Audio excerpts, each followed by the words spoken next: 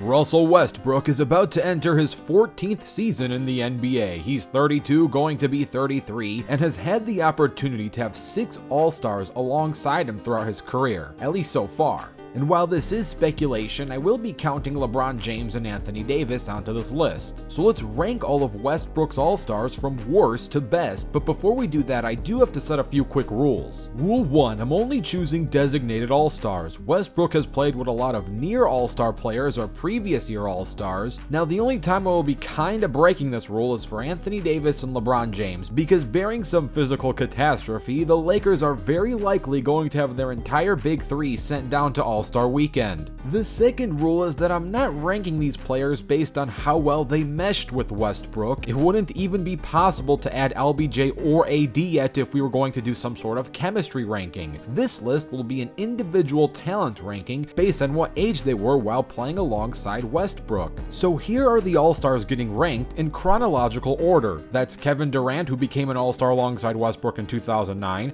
Paul George in 2017, James Harden in 2019, Bradley Beal in 2021, and LeBron James and Anthony Davis most likely in 2022. There's a lot of MVP caliber players on this list, and while Russell has not yet won a ring, maybe this upcoming season can be his big break. For specific prediction odds on all teams, go check out the Game Day's NBA Champion Predictions, Betting Picks, and Odds article by clicking that link down below. Without further ado, let's rebound onto that list.